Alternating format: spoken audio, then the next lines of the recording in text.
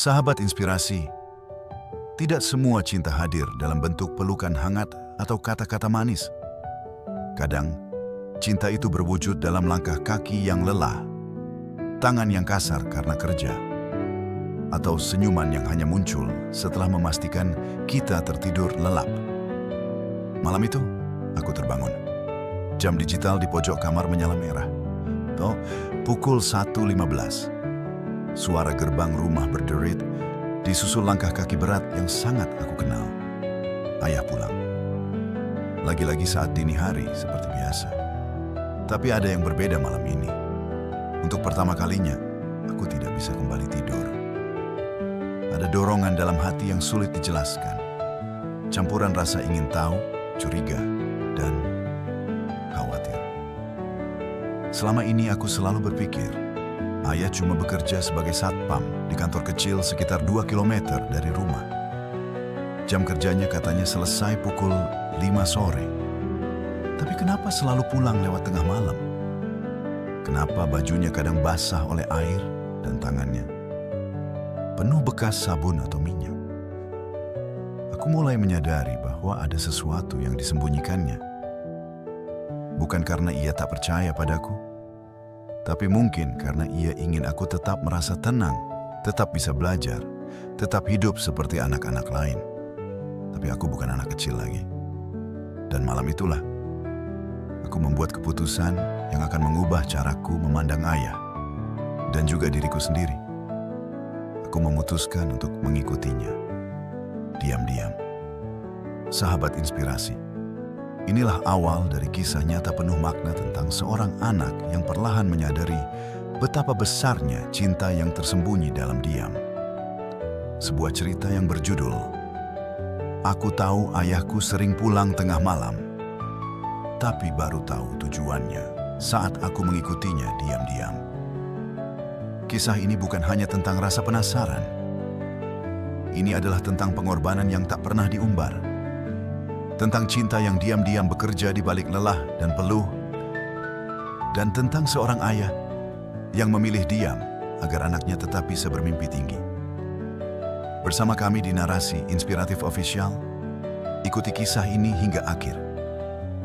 Karena kadang, cerita paling menyentuh tidak ditulis dengan tinta, tapi dengan air mata dan pengorbanan yang tak terlihat.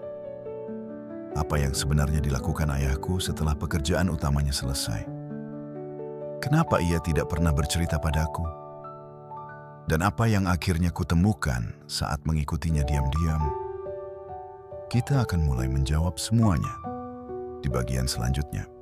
Ayah bukan tipe orang yang banyak bicara. Ia tidak pernah menceritakan lelahnya, tidak pernah menuntut dimengerti. Sejak aku kecil, aku hanya tahu satu hal. Ayah selalu ada.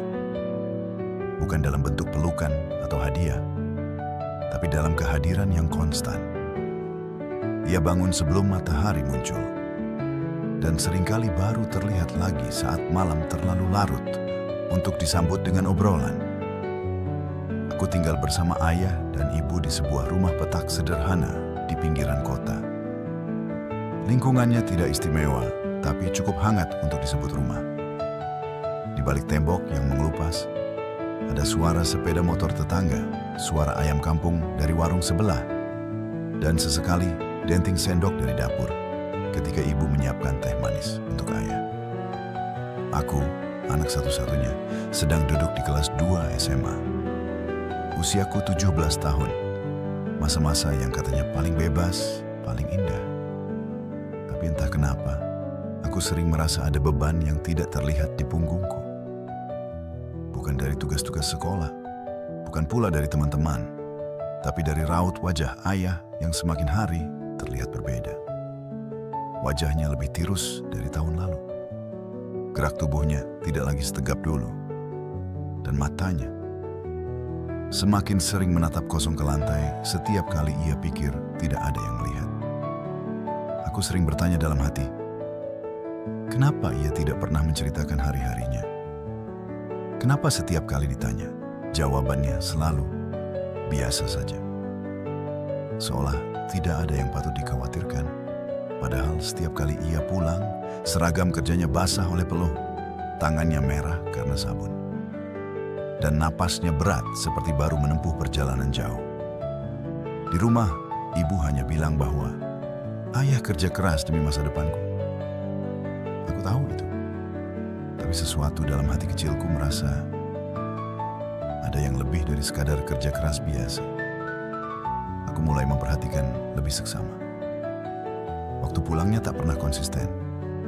Kadang pukul 10 malam, kadang lewat tengah malam, kadang nyaris subuh. Padahal pekerjaan sebagai satpam yang ia jalani seharusnya selesai sore hari.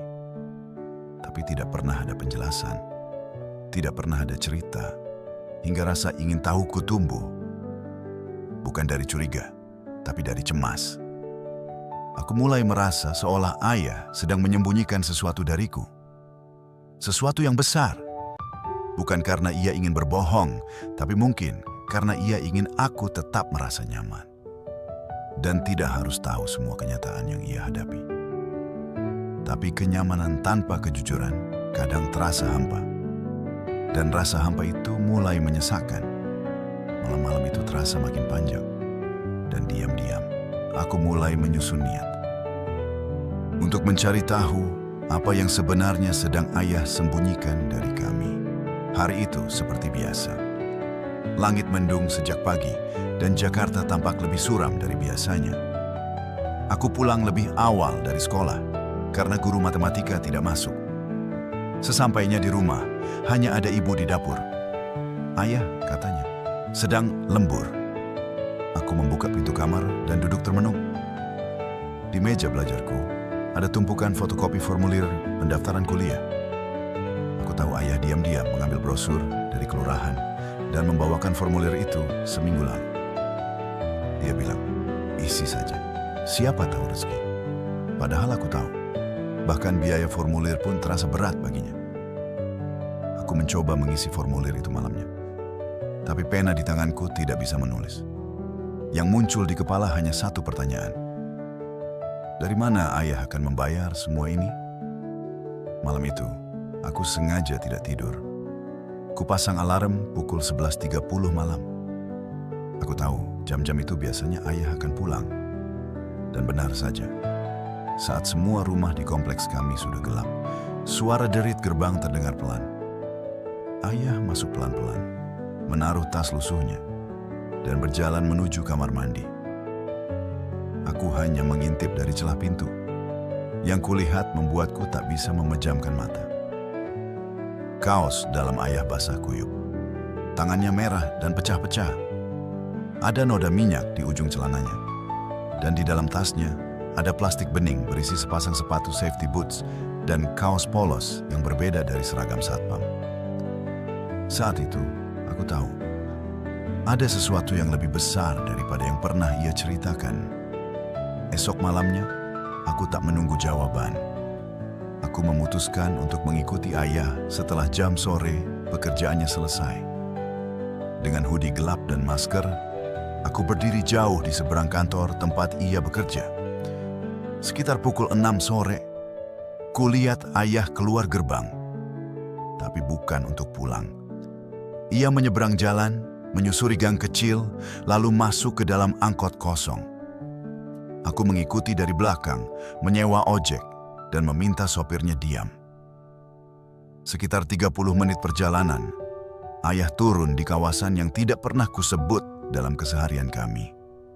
Blok restoran-restoran mahal di pusat kota. Dan disitulah semuanya dimulai. Ayah menghilang di balik pintu dapur restoran, tidak lewat pintu depan. Tidak sebagai pengunjung, tapi sebagai orang dalam. Itu malam ketika semua pertanyaanku mulai berubah. Dari kenapa dia pulang malam menjadi sudah berapa lama ayah melakukan ini sendirian. Dan malam itu juga, hatiku mulai remuk perlahan. Aku tidak tahu berapa lama aku berdiri di seberang jalan malam itu, menatap pintu belakang restoran yang tertutup rapat. Orang-orang berlalu lalang, sibuk dengan urusannya masing-masing. Mobil-mobil mewah keluar masuk. Di dalam, Mungkin ratusan pasang mata sedang menikmati hidangan mahal yang disajikan dengan penuh estetika. Tapi yang tak mereka tahu, di balik dapur yang gemerlap itu, ada ayahku. Bukan sebagai juru masak, bukan sebagai manajer dapur, tapi sebagai buruh cuci piring. Aku melihat dari kejauhan, tubuh kurus ayah dibalut celemek putih yang kebesaran. Ia berdiri di depan wastafel besar.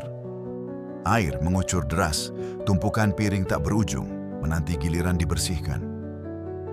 Tangannya yang dulu menuntunku belajar menulis, kini sibuk menyikat kerak sisa makanan mewah orang lain. Lengan yang dulu menggendongku dengan bangga, kini mengangkat nampan berat tanpa sedikit pun keluhan. Aku tidak bisa berpaling. Ada sesuatu yang hancur dalam diriku malam itu. Bukan karena malu, bukan karena marah, tapi karena selama ini aku tidak tahu apa-apa. Aku hidup nyaman, sekolah seperti biasa, tidur nyenyak di malam hari.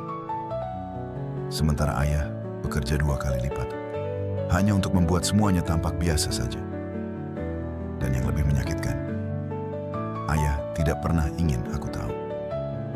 Selama beberapa hari berikutnya, aku kembali ke sana diam-diam. Selalu dari kejauhan, selalu mengendap dalam bayang malam. Rutinitasnya selalu sama. Selesai menjadi satpam, ia ganti baju, naik angkot, dan bekerja di restoran hingga lewat tengah malam.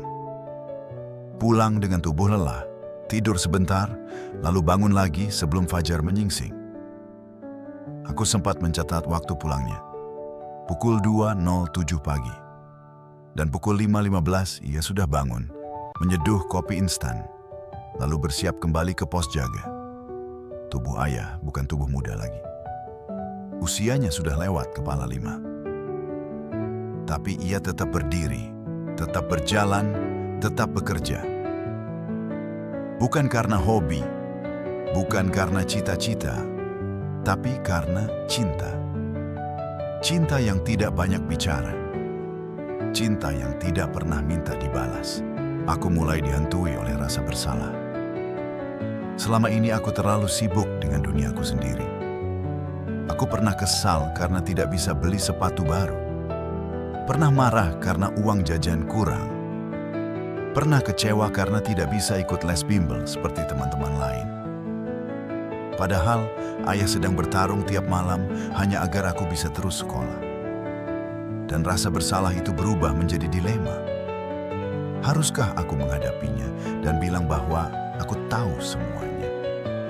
Ataukah aku diam, pura-pura tidak tahu, dan biarkan ayah menjaga rahasia itu demi martabatnya? Tapi waktu tidak menunggu. Tubuh ayah mulai menunjukkan tanda-tanda. Batuknya makin parah. Kadang tangannya gemetar saat menyendok nasi.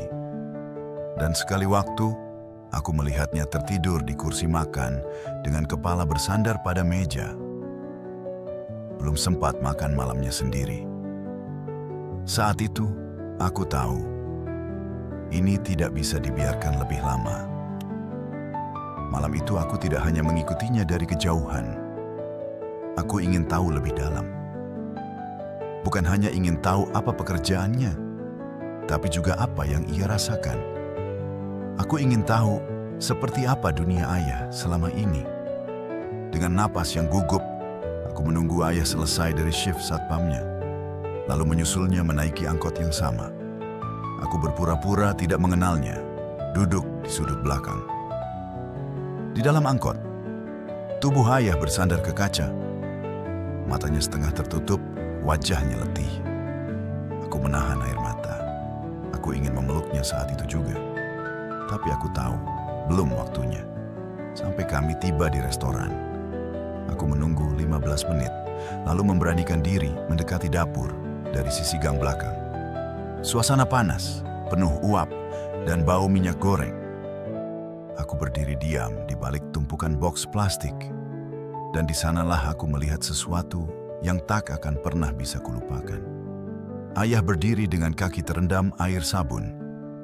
Tangan kirinya mengangkat piring-piring kotor yang menumpuk. Tangan kanannya menyikat membilas, dan menata kembali. Gerakannya cepat, tapi tubuhnya gemetar. 1-2 kali, ia tampak kehilangan keseimbangan. Kemudian, ayah terjatuh. Tidak keras, tapi cukup untuk membuat beberapa piring pecah. Semua orang di dapur menoleh. Seorang juru masak muda segera menolongnya berdiri. Ayah tertawa kecil, menepuk-nepuk dadanya, lalu berkata sesuatu. Mungkin minta maaf. Aku hampir maju saat itu juga. Tapi ayah berdiri lagi, melanjutkan, seolah tidak terjadi apa-apa. Seolah ia tidak boleh lemah. Seolah ia sedang melawan waktu. Hatiku pecah berkeping-keping. Tanganku mengepal, tapi bukan karena marah. Aku hanya tidak sanggup lagi berpura-pura kuat. Malam itu, aku pulang lebih dulu daripada ayah. Kepalaku penuh, hatiku penuh. Dan untuk pertama kalinya dalam hidupku, aku menangis di pojok kamar. Bukan karena gagal ujian, bukan karena masalah cinta, tapi karena aku sadar. Ayahku adalah pahlawan yang tidak pernah menginginkan panggung. Ia hanya ingin aku bisa berdiri di panggung yang tidak pernah bisa ia injak. Dan aku selama ini bahkan tidak pernah cukup peka untuk menyadarinya. Pagi itu, matahari belum sepenuhnya naik. Tapi aku sudah duduk di meja makan dengan 1000 rencana di kepala. Aku tahu aku tak bisa diam lebih lama. Tapi bukan berarti mudah. Menyampaikan sesuatu yang sudah lama ditutupi dengan cinta dan niat baik membutuhkan lebih dari sekadar keberanian. Ia butuh waktu. Ia butuh kesiapan. Ayah baru pulang. Tubuhnya lunglai, napasnya berat. Tapi seperti biasa, ia menyapa dengan senyum kecil dan menyeduh kopi instannya. Seakan-akan dunia baik-baik saja. Padahal aku tahu betapa rapuh semuanya. Kali ini, aku tidak berpura-pura tidur. Aku menatapnya, tapi tak ada kata keluar. Hanya diam yang menggantung, seperti kabut tipis yang mengaburkan jarak antara dua hati. Hari-hari berikutnya berjalan seperti biasanya. Ayah tetap bekerja 2 pekerjaan. Aku tetap belajar, tapi ada yang berubah dalam diriku. Aku mulai membantu pekerjaan rumah. Aku mulai mencatat pengeluaran, menahan keinginan beli hal-hal tak penting. Dan untuk pertama kalinya, aku serius mempertimbangkan beasiswa kuliah. Bukan karena tidak mampu membayar, tapi karena aku tidak mau ayah terus membayar dengan tubuh dan kesehatannya. Di sekolah, aku mendekati guru BK dan bertanya tentang jalur beasiswa. Mereka terkejut, karena aku bukan siswa dengan nilai paling menonjol. Tapi aku bersungguh-sungguh. Setiap malam aku belajar lebih lama. Aku koreksi kebiasaan menunda. Dan setiap kali rasa malas datang, bayangan ayah dengan celemek kotor itu selalu muncul. Memaksaku kembali duduk dan menyentuh buku. Suatu malam, aku mendapati ayah tertidur di sofa. Tangan masih menggenggam kantong plastik berisi obat batuk. Saat itu, aku memberanikan diri menatap wajahnya dari dekat. Wajah tua yang keriput. Wajah yang sudah terlalu lama memikul beban sendiri.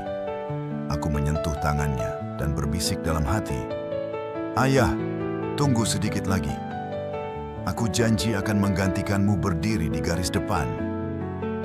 Dan meskipun aku belum mengucapkan sepatah kata pun padanya soal apa yang ku tahu, aku tahu waktu itu akan datang. Musim hujan tiba lebih awal tahun itu. Jakarta penuh genangan dan langit murung. Tapi di dalam hatiku, sesuatu mulai bertumbuh. Pagi itu, sepucuk surat tiba. Dari lembaga beasiswa yang tak pernah berani kubayangkan bisa menyebut namaku. Aku diterima. Biaya penuh. Asrama disediakan. Bahkan uang saku per bulan. Tanganku gemetar saat membuka surat itu. Bukan karena aku tidak percaya pada diriku sendiri, tapi karena aku tahu itu bukan hanya hasil kerja kerasku. Itu adalah hasil dari pengorbanan diam-diam seorang pria tua yang setiap malam berdiri di bawah cahaya remang-remang dapur restoran. Sore harinya, aku duduk bersama ayah. Kami makan dalam diam seperti biasa. Tapi kali ini, aku meletakkan surat itu di meja. Ayah menatapnya lama. Ia membaca perlahan. Lalu, untuk pertama kalinya, aku melihat matanya berkaca-kaca. Tanpa kata, ia menepuk bahuku. Dan itu cukup. Tidak perlu ada drama. Tidak perlu pelukan, melebih-lebihkan. Sebab dalam keluarga kami, cinta tidak diukur dari kata-kata, tapi dari apa yang kami korbankan dalam diam. Sejak saat itu, ayah tidak lagi bekerja malam. Bukan karena aku melarang, tapi karena ia tahu waktunya telah tiba untuk istirahat. Ia mulai sering duduk di beranda, menyiram tanaman, atau sekadar membaca koran usang yang sudah dilipat-lipat. Dan aku belajar, terus belajar. Setiap lembar bukuku buka, seperti sedang membayar lembar demi lembar waktu yang telah ayah habiskan untuk masa depanku. Cerita ini mungkin terdengar sederhana. Tidak ada ledakan konflik besar, tidak ada drama keluarga yang ribut-ribut. Tapi justru disitulah letak kekuatannya. Sebab kadang, cinta yang paling besar justru yang paling diam. Dan pahlawan sejati tidak selalu datang dengan jubah atau sorotan. Kadang mereka datang dengan tangan kasar dan mata yang tak pernah benar-benar tertidur. Cerita ini belum selesai. Aku masih berjuang. Tapi sekarang aku tahu, apapun yang terjadi, aku tidak sendiri. Ada cinta di belakangku, yang diam-diam mendorongku lebih jauh dari yang pernah aku bayangkan. Ada masa ketika semua terasa berjalan baik di permukaan. Namun di dalam, badai tak kunjung reda. Sejak aku menerima beasiswa itu, hidup kami terlihat lebih ringan. Ayah tak lagi bekerja di malam hari. Aku semakin fokus belajar, bahkan mulai menulis dan berbicara di forum kampus. Tapi ada satu hal yang tetap mengganjal. Aku belum pernah mengungkapkan padanya bahwa aku tahu tentang pekerjaannya sebagai tukang cuci piring malam hari. Tentang semua pengorbanan yang ia sembunyikan di balik senyuman lelah. Setiap kali aku hendak bercerita, lidahku keluh. Bukan karena aku takut, tapi karena aku tak ingin menyakiti harga dirinya. Ayah terlalu menjaga martabatnya. Bahkan cinta pun ia sampaikan lewat kerja, bukan lewat kata. Dan aku pun menjadi anak yang meniru gaya itu. Menyimpan semua dalam diam. Namun diam yang terlalu lama, lama-lama berubah menjadi jurang. Ada momen-momen ketika aku merasa seperti tamu di rumah sendiri. Kami bicara, tapi tidak pernah benar-benar saling bicara. Aku melihatnya duduk di teras setiap sore, memandangi jalan sepi. Kadang aku ingin duduk di sampingnya dan bertanya, apakah ayah bahagia sekarang? Tapi lagi-lagi, pertanyaan itu hanya bergema di pikiranku, tak pernah keluar. Sampai suatu malam, aku mendapati catatan kecil terselip di dalam laci meja kerja ayah. Tulisan tangannya kaku, seperti menahan gemetar. Isi catatannya hanya 3 kalimat. Anakku sudah besar, dia tidak tahu dan semoga tak perlu tahu. Yang penting, dia bisa sampai lebih jauh dari yang bisa kulangkahi. Saat membaca itu, dadaku sesak karena aku tahu dia salah. Aku tahu, dan aku justru semakin menghargainya. Tapi bagaimana bisa aku menjelaskan itu padanya jika ia terus memilih diam? Begitulah cinta kadang menciptakan jarak. Sama-sama mencintai, tapi tak tahu cara menyampaikan. Titik balik itu tidak datang lewat kejadian besar. Bukan kecelakaan, bukan musibah, hanya sebuah sore yang biasa. Dengan hujan yang turun pelan-pelan di kaca jendela. Hari itu, aku pulang lebih awal dari kampus. Menemukan ayah duduk di ruang tengah dengan selimut di pangkuan, matanya menatap televisi, tapi pikirannya entah kemana. Aku duduk di meja belajarku, membuka laptop, tapi tidak menulis tugas. Aku menulis surat. Bukan untuk ayah sebenarnya. Surat itu untuk diriku sendiri. Tapi tentang dia. Aku menuliskan semua tentang malam ketika aku mengikutinya. Tentang piring-piring yang dia cuci. Tentang sepatu licin yang aku lihat di lorong belakang restoran. Tentang tangis yang kutahan di balik tembok dapur yang bau minyak itu. Kata demi kata, aku tumpahkan, seolah surat itu bisa menggantikan semua kalimat yang tak pernah bisa kubisikkan di hadapannya. Setelah selesai, aku tidak mencetaknya, tidak juga mengirimkannya. Tapi aku membaca ulang surat itu, dan untuk pertama kalinya, aku menangis tanpa takut terdengar. Dan saat aku keluar dari kamar, aku lihat ayah tertidur di sofa. Wajahnya tenang. Seperti seseorang yang tidak tahu bahwa dia sedang menjadi pahlawan dalam cerita hidup orang lain. Besoknya, aku mencetak surat itu, melipatnya rapi dan menyimpannya dalam kotak kayu kecil, bersama foto-foto lama kami, tiket bus pertama yang pernah kami naiki bersama, dan kartu laporan sekolahku yang pernah membuatnya tersenyum bangga. Aku tidak tahu apakah surat itu akan kuberikan padanya suatu hari. Tapi aku tahu satu hal, aku sudah tidak lagi menyimpan beban itu sendiri. Dan saat aku menatap dirinya yang tertidur di sofa seperti biasa, aku tak lagi melihat pria tua yang lelah.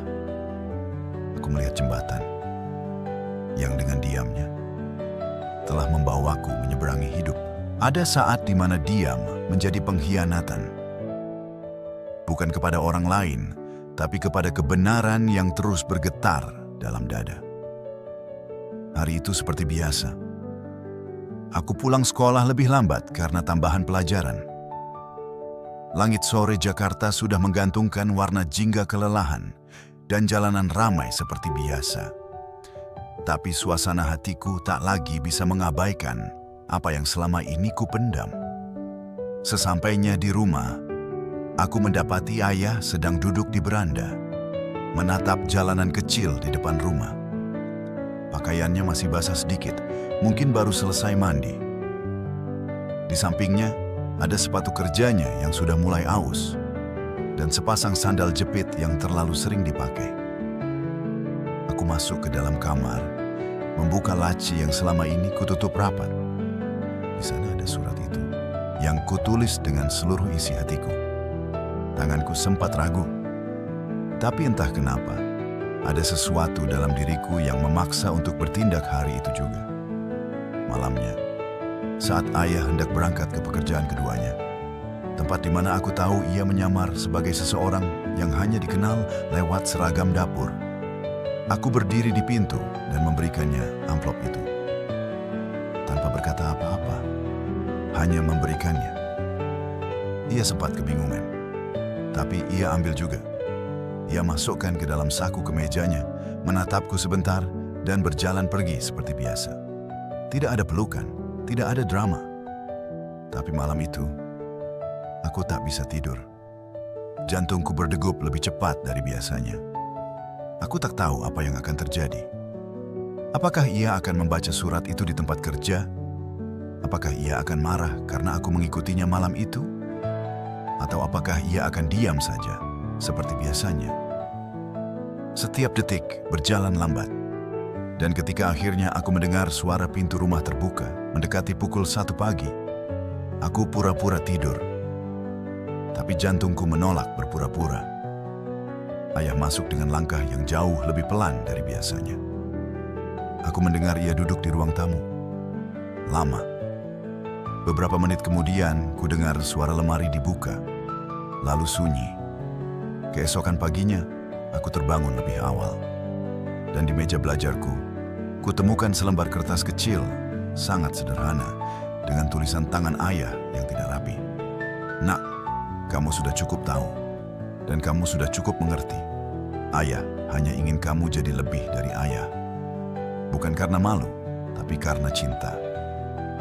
Dan saat membaca kalimat itu, air mataku jatuh begitu saja. Itulah pertama kalinya aku menangis. Bukan karena sedih, tapi karena akhirnya aku merasa benar-benar dicintai oleh seseorang yang tak pernah mengatakan cinta dengan kata-kata. Sejak malam itu, hubungan kami tak berubah banyak. tapi berubah cukup untuk membuatku paham bahwa cinta tak selalu butuh kata. Ayah tetap bekerja seperti biasa, tetap berangkat pagi dan pulang larut malam. Tapi kali ini, setiap ia pulang dan menaruh sepatu di depan pintu, aku bangun dan menyiapkan segelas teh hangat. Bukan karena aku ingin membalas jasanya, tapi karena aku ingin hadir, seperti ia selalu hadir untukku, bahkan saat aku tak sadar. Kami jarang bicara banyak, kadang hanya soal kabar sekolah atau cuaca hari itu. Tapi sejak malam itu, diam kami tak lagi terasa asing. Ada bahasa baru di antara kami. Bahasa dari rasa saling paham, dari luka yang dibungkus cinta, dan dari harapan yang tak pernah padam meski diterpa kerasnya hidup. Aku mulai belajar lebih keras. Bukan karena terpaksa, tapi karena aku tahu, di balik keberhasilanku kelak, ada dua tangan yang tak pernah menyerah mencuci piring di dapur sempit itu. Ada dua kaki yang rela berdiri berjam-jam demi melihatku duduk di bangku kuliah. Dan saat kelulusan tiba, aku tak menulis caption panjang di media sosial. Aku hanya memotret sepatu tua ayah di depan rumah dan menyimpannya dalam galeri khusus di ponselku. Karena kadang, cara terbaik mengenang perjuangan seseorang adalah dengan diam dan benar-benar mengingatnya. Ayah tidak pernah membaca surat itu 2 kali, tapi aku membacanya ulang hampir setiap minggu. Bukan karena lupa, tapi karena ingin selalu ingat siapa aku dan dari mana aku berasal. Dan sejak itu, aku tahu, pengakuan yang paling dalam bukan yang terucap, tapi yang dipahami tanpa suara. Ada hal-hal dalam hidup yang baru terasa berarti setelah kita tahu betapa besar harga yang dibayar untuk menjaganya tetap utuh. Dan seringkali, hal itu datang dari sosok yang paling diam, yang bekerja dalam senyap, mencintai tanpa suara, dan berkorban tanpa menuntut pengakuan. Cerita ini bukan hanya tentang seorang anak yang mengintai rahasia ayahnya, bukan pula tentang pekerjaan malam hari atau lelah yang disembunyikan. Ini adalah cerita tentang pengorbanan yang tak terucapkan, tentang cinta yang memilih bekerja daripada berbicara, dan tentang bagaimana kita sering lupa melihat betapa besar cinta itu. Sampai akhirnya kita tahu dan menyesal telah lama buta. Sahabat inspirasi, mungkin di sekeliling kita ada sosok seperti ayah dalam cerita ini.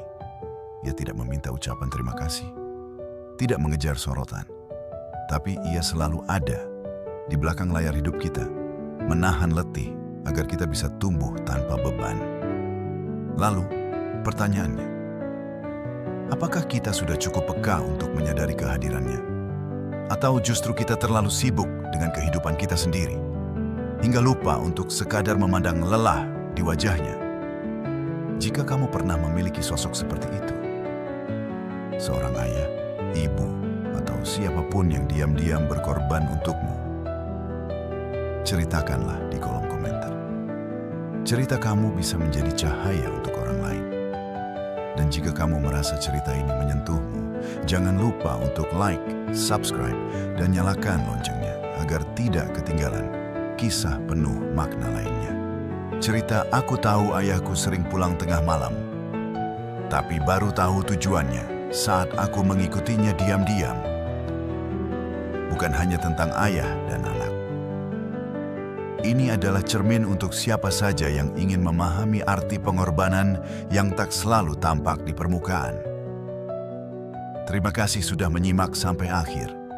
Semoga kisah ini membuka ruang baru dalam hatimu untuk lebih menghargai, lebih mencintai, dan lebih peka terhadap cinta dalam bentuk yang paling sederhana. Sampai jumpa di kisah berikutnya, hanya di Narasi Inspiratif Official. Sahabat inspirasi, tetaplah jadi cahaya bagi sekelilingmu, meski kadang tak ada yang melihat nyalanya.